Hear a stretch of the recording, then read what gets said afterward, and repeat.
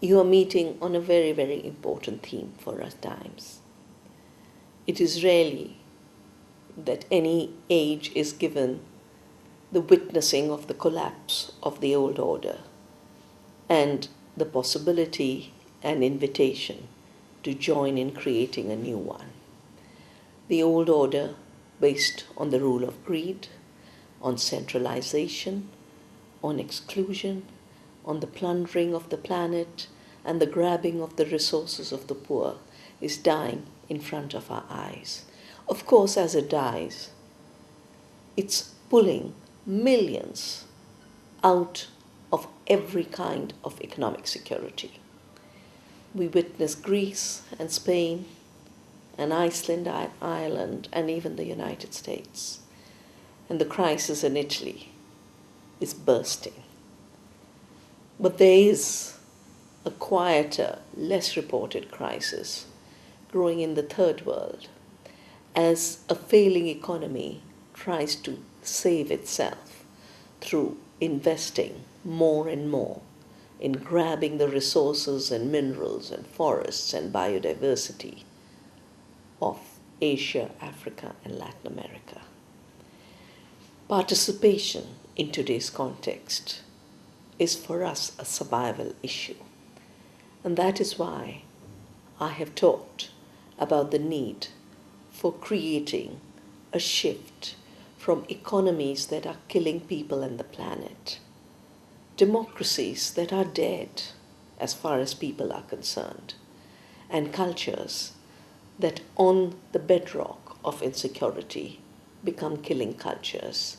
Look at how the Arab Spring mutated into religious killings.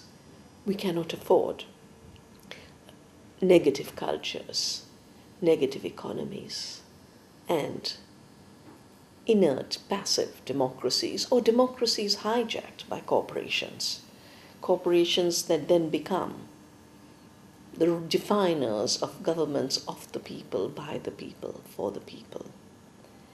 In my book, Earth Democracy, I have talked about replacing these dying trends with new, emerging, participatory, and living trends.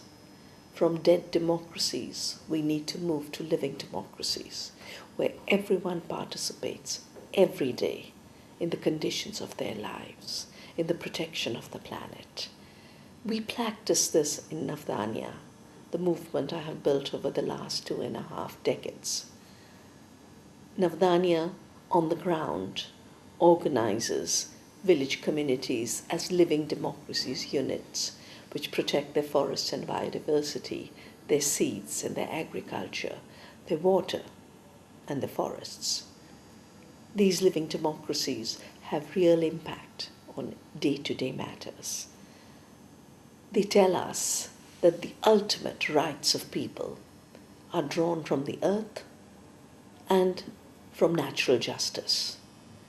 Rights that can be taken away and given in arbitrary ways are not fundamental rights.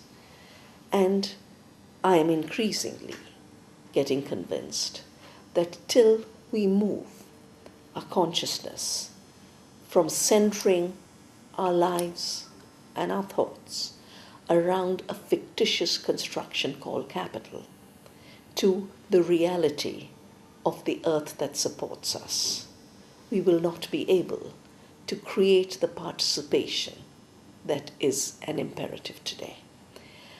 And living democracies grow living economies.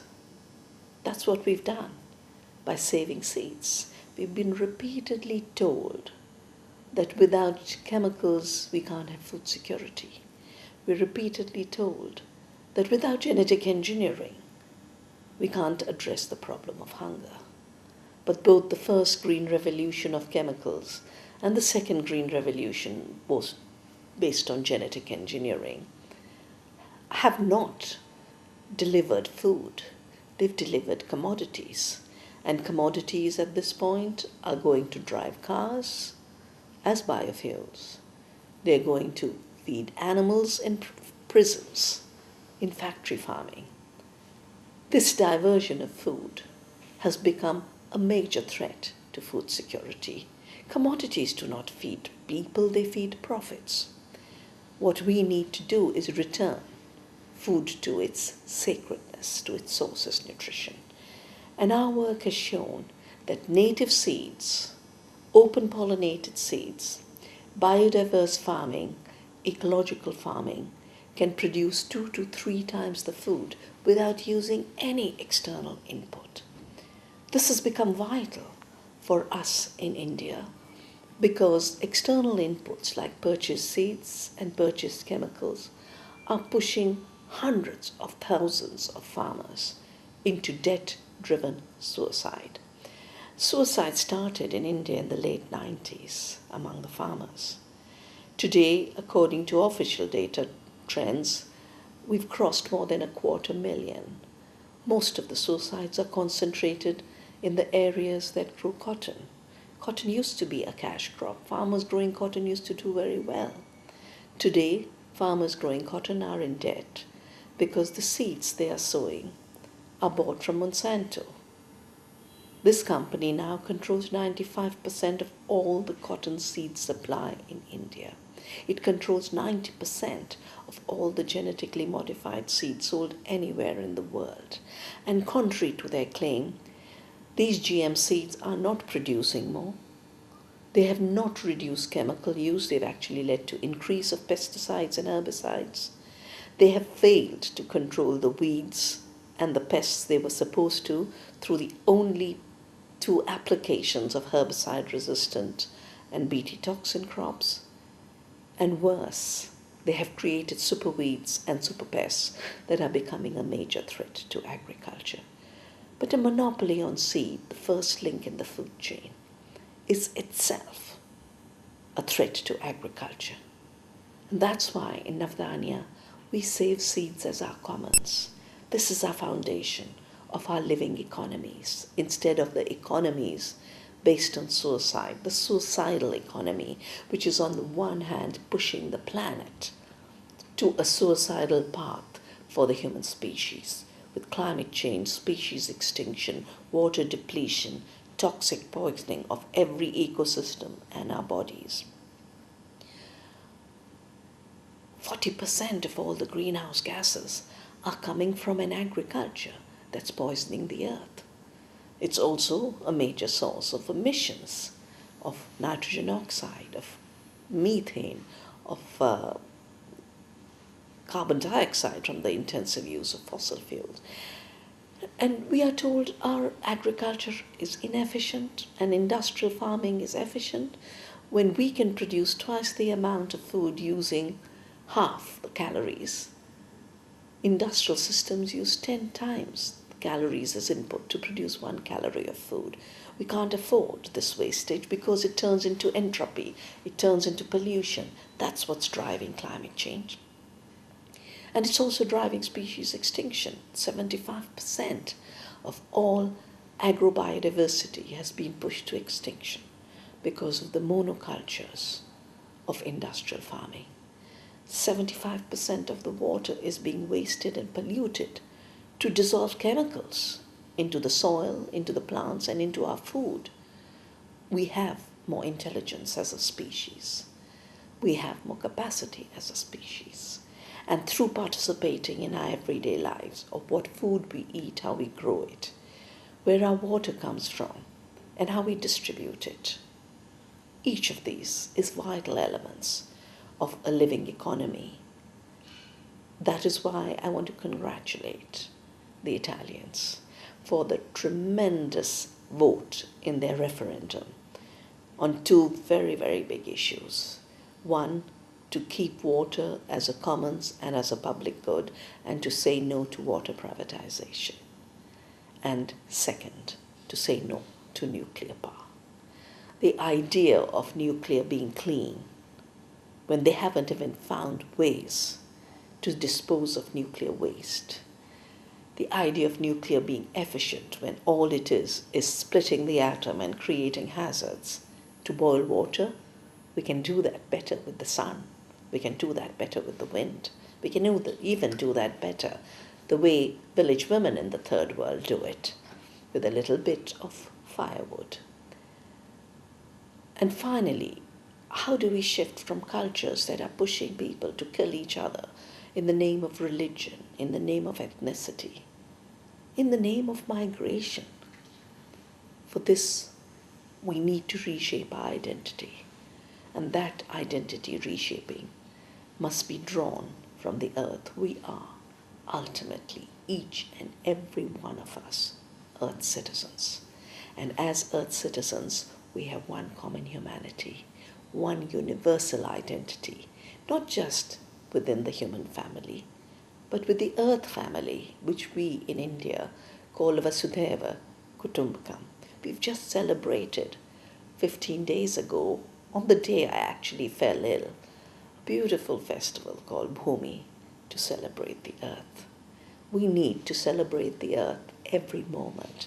It's only cultures that have reverence for the earth, that recognize the earth as our mother, that develop both the resilience to shape freedom and democracy for the human community, as well as the awareness of limits that teach us how we can live better with less.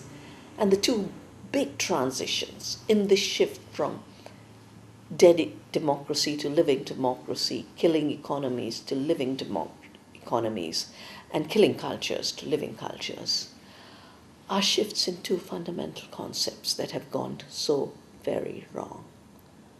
The first is the illusion of growth, a fiction that only measures how much you're putting into the market, how much you're trading in, not what is growing in nature, not what is growing in our communities.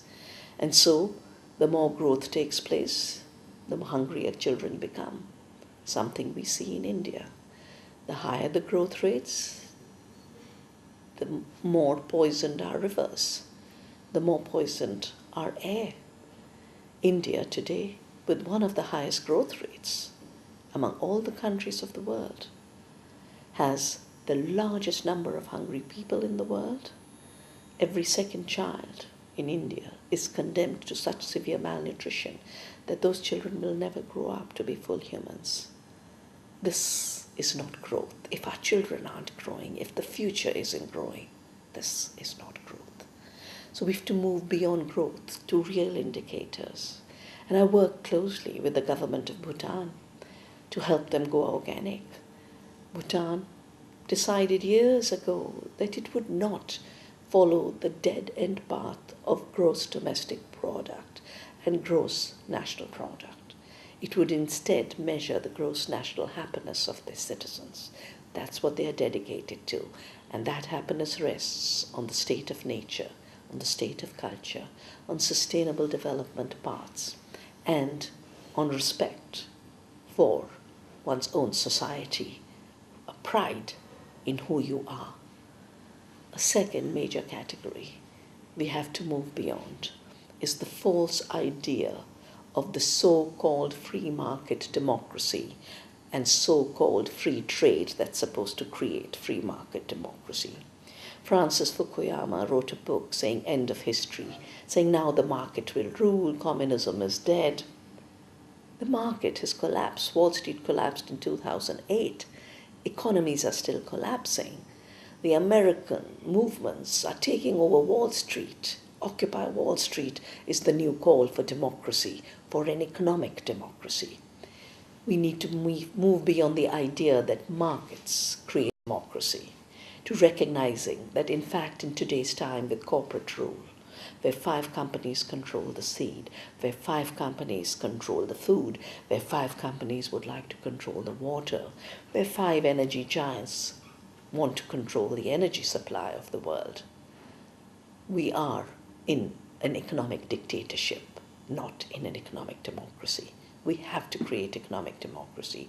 An economic democracy gets created by civic participation, by every citizen recognizing both their rights and their responsibility.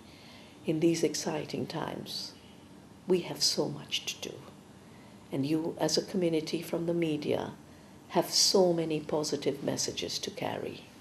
I wish you the very best of luck, and I miss being with you. Thank you.